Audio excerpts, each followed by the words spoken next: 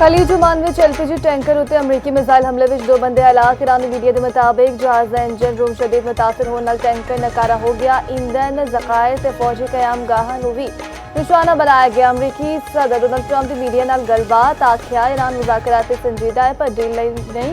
Iran की navy मुकम्मल तौर पर तबाह हो चुकी है। ईरान उत्ते वाज़ेह कर दिता है कि वह कभी एटम बम नहीं रख सकता। मैं सदर न होंदा ते इसराइल होंदा न मशरिक़ वस्ता। ईरान नूं चीन ते रूस हथियार नहीं दे रहे। शी जिनपिंग ते पुतिन ने यकीन दहानी कराई है। चीन ने रूस ने ईरान की मदद की है, उन्होंने नाल बड़ा बुरा होगा। सऊदिया ने इब्राहिमी मुआहदा न किया तो जौहरी मुआहदा नहीं होगा। ट्रंप की मुशीरा ते काबीना अरकान नाल मुलाकात। अमरीकी मीडिया के मुताबिक मुलाकात में ईरान के खिलाफ वड्डे हमले उत्ते गौर किया गया।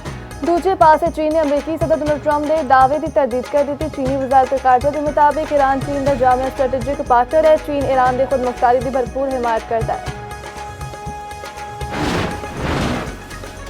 आबना हरमस विच बहरी आमदोरफ्त उत्ते मुज़ाकरात ओमान दा वफ्द ईरान अपड़ गया। ईरानी सरकारी मीडिया के मुताबिक वफ्द हरमस विच बहरी जहाज़ां की आमदोरफ्त का तरीक़ेकार वज़ा करन ईरान अपड़िया। ईरानी वज़ीर ख़ारजा अब्बास अराग़ची ने ओमानी मनसब विच टेलीफोनिक राबता ईरान ते ओमान दा आबना हरमस विच महफूज बहरी आमदोरफ्त यकीनी बनान उत्ते भी इत्तफाक।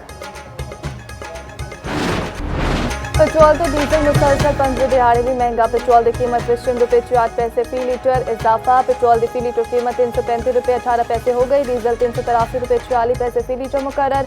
डीजल ₹4.80 फी लीटर महंगा। कीमत का तलाक सिर्फ 24 घंटे वाली होगा।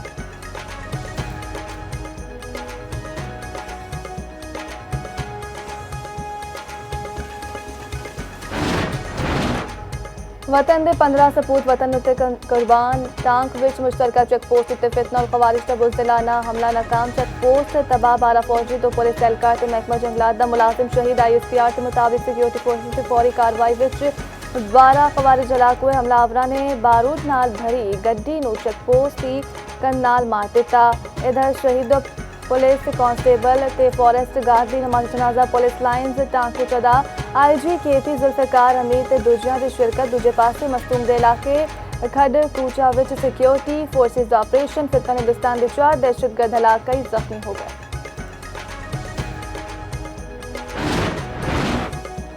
पाकिस्तान विच दहशतगर्दी विच भारत का हथ है। वज़ीर आज़म शहबाज शरीफ का इस्लामाबाद विच बलूचिस्तान नेशनल वर्कशॉप के शुरका नाल खिताब आख्या अफगान तालिबान रजीम दहशतगर्दां नूं रोकन विच मुकम्मल नाकाम है। अफगानिस्तान अपनी सरजमीन पाकिस्तान के खिलाफ इस्तेमाल होने तो रोके। मुल्क विच दहशतगर्दी मुक चुकी सी। मुनज़्ज़म साजिश नाल दोबारा लियाई गई। बलूचिस्तान के लोगों दीयां कुर्बानियां जाया नहीं जान गियां। मार्का हक विच दुश्मन नूं शिकस्त फाश दी। दूजे पास इस्लामाबाद विच स्काई 47 डेटा सेंटर का इफ्तिताह। वज़ीर आज़म ते फील्ड मार्शल ने इफ्तिताह किया। वज़ीर आज़म ने आख्या स्काई 47 मनसूबा मुल्क नूं नाकाबिले तस्खीर सिक्योरिटी फराहम करेगा। Shahbaz Sharif the field marshal Syed Asim Munir नूं खराज तहसीन। मुल्क के मुख्तलिफ इलाकों में मुनसिल बारिशों के सैलाबी रेलियां नाल तबाही। लाहौर विच वक्फे नाल बारिश। DHA फेज़ 5 के घर की बेसमेंट विच जमा पानी विच डुब के एक बंदा जां भाग। कराची विच किधरे हल्की किथे तेज़ बारिश। दरी सिंध विच बारिश की वजह नाल 2 बंदे जां भाग, एक बच्चा जख्मी। नंगर पार्क विच एक बंदा बरसाती पानी विच डुब गया। कंडरी विच आसमानी बिजली नाल 5 साला बच्चा जां भाग। गिलगित विच सैलाबी नाल 40 मकान तबाह। घांचे विच नदी नालिया विच तुगयानी दरियाए शेवक विच पानी बुलंद। कपलू दे बलाई इलाकिया दा जमीनी राबता मुनकता। गौसे विच टैंकरा किनार अराजी सैलाब दी नजर। 4 जिलिया दा जमीनी राबता मुनकता। स्टोर विच सकरदू विच अशिया फरोनोश ते पेट्रोलियम मसनूआत दी किल्लत। KPK विच 4 दिहाड़ियां विच 28 अफराद बारिश के 22 हादसात विच जां भाग। झील सैफुल मलूक रोड उत्ते क्लाउड बर्स्ट की खौफनाक फुटेज सामने आ गई। पहाड़ी मकाम तो पत्थर ते मिट्टी सर कन लगी। सियाह महफूज थामा उत्ते मुंतकिल। जनूबी वज़ीरिस्तान विच 3 कॉजवे बह गए।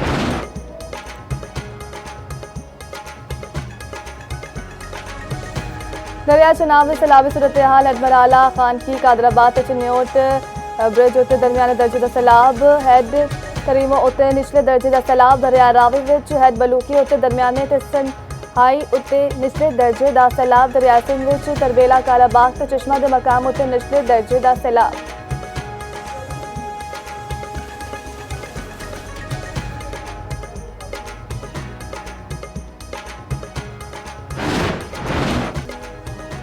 पीपल्स पार्टी के कैंप तो नून लीग उत्ते जवाबी लफ्जी गोलाबारी सिंध सीनियर वजीर शर्जील इनाम मेमन दा नवाज शरीफ के बयान उत्ते रद्द-ए-अमल आखिया नून लीग करानी मैंडेट आली जमात है मियां नवाज शरीफ है दसन वोट नूं इज्जत कदों देनी है सिंध कश्मीर दे अवाम नूं गनो मजा दा मौजू ना दसो। दूजे पासे बिलावल भुट्टो दी मुल्कपुर दे अवाम तो 27 जुलाई नूं 3 वोट देने की अपील वीडियो पैगाम में आखे कश्मीर में फैसला सिर्फ ते सिर्फ कश्मीर ही करेगा।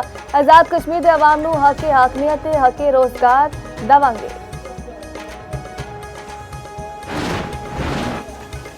ब्लैकमेलिंग दे मैंडेट की पैदावार होने सानू ताने देंगे बिलावल साहब आसमान तो उतार नहीं लथे।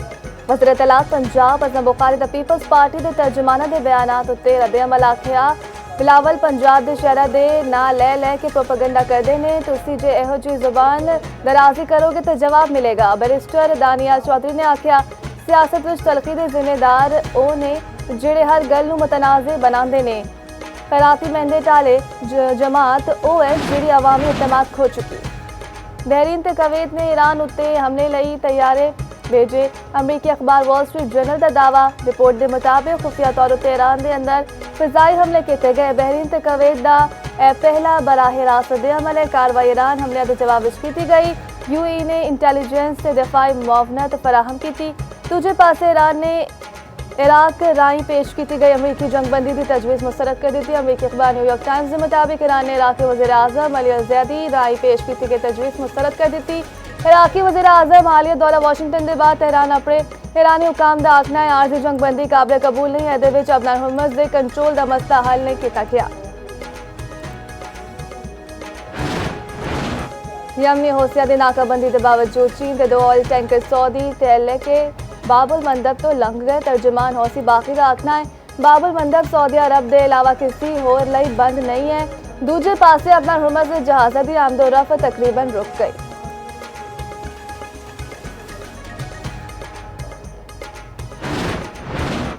वज़ीर आज़म ने लेफ्टिनेंट जनरल आमिर रजा नूं फोर्स जनरल के अहदे उत्ते तरक्की दे दी। जनरल आमिर रजा कमांडर नेशनल स्ट्रैटेजिक कमांडर मुकर्रर जनरल आसिम रजा की वज़ीर आज़म शहबाज शरीफ नाल मुलाकात। वज़ीर आज़म के जनरल आमिर रजा नूं तरक्की ते नवीं जिम्मेदारियां संभालण उत्ते मुबारकबाद। अहम कौमी जिम्मेदारी के अंजामदेही विच नेक तमन्नावां दा इज़हार।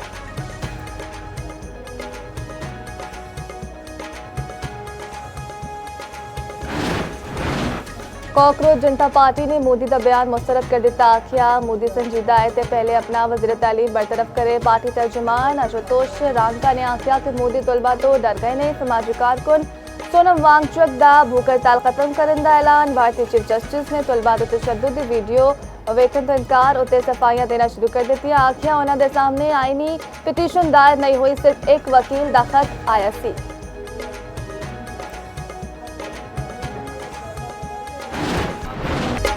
भारतीय नौजवानों का मोदी सरकार के मीडिया ने करारा जवाब। पाकिस्तान मुखालिफ प्रोपेगेंडा विच चुराहे दे फोड़ दिता। आखिया भारतीय हुकूमत नकमी ते नकारा है। पाकिस्तानी फंडिंग के इल्जाम उत्ते तलबा ने तंजिया रद्द-ए-अमल दिता है। एहतजाज विच शामिल एक तालिब इल्म ने जज्बाती खिताब विच आखिया माहिर तालीम फातिमा शेख ने भुगत सिंह की जदोजहद नाल हौसला मिलिया।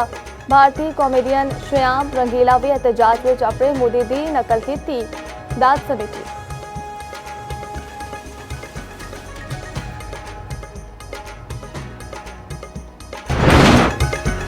बैनुल-अक़वामी फौजदारी अदालत के प्रोसिक्यूटर करीम खान ओहदे तो बरतरफ। बरतानवी मीडिया के मुताबिक ICC रुकन मुल्का ने करीम खान ने ओहदे तो हटाने के हक में वोट दिता। 125 विचों 42 रुकन मुल्का ने करीम खान की बरतरफी की हमायत की। करीम खान उत्ते जिनसी हरासानी ते ज़्यादती तो मुतालिक इल्जामात सन। ICC की खातून एहलकार ने करीम खान उत्ते जिनसी हरासानी के इल्जामात आयद किए सन। करीम खान ने सारे इल्जामात की तरदीद कर दी। करीम खान के वकीलों ने बरतरफी के फैसले नूं गैर मुनसिफाना करार दे दिता। तहरीक इंसाफ दे पार्लिमानी पार्टी के इजलास में तलखी सुहेल अफरीदी की तकरीर के बाद नाराज अरकान का सख्त जुमलियां का तबादला। इजलास की अंदरूनी कहानी सामने आ गई। नाराज अरकान का तहरीक तो पहले कन्वेंशन बुलान अरकान असम्बली से पार्टी अहदेदारा तो हाउस लेन का मुतालबा जराये के मुताबिक तलखी के बाद वज़ीर आला नाराज हो गए थे। इजलास छड़ के चले गए।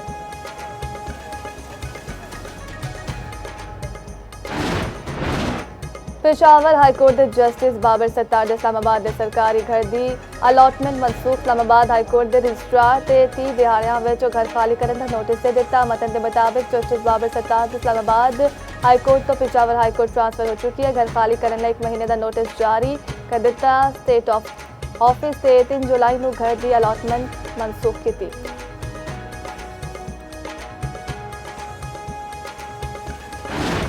कराची में HIV के बाद खनाक सी सर चुकन लग गई।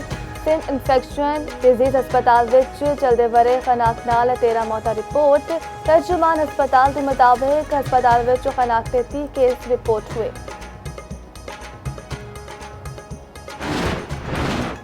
मोटरवे M2 कोट मोमिन के नेड़े गड्डी ट्रक नाल जा वजी। 2 औरतां जा भागते 2 जख्मी हो गई। तर्जुमान मोटरवे पुलिस के मुताबिक ड्राइवर की तवज्जो हटन की वजह नाल गड्डी ट्रक नाल टकरा गई। मोटरवे पुलिस ने जख्मियों को फौरी तौर पर अस्पताल मुंतकिल कर दिता।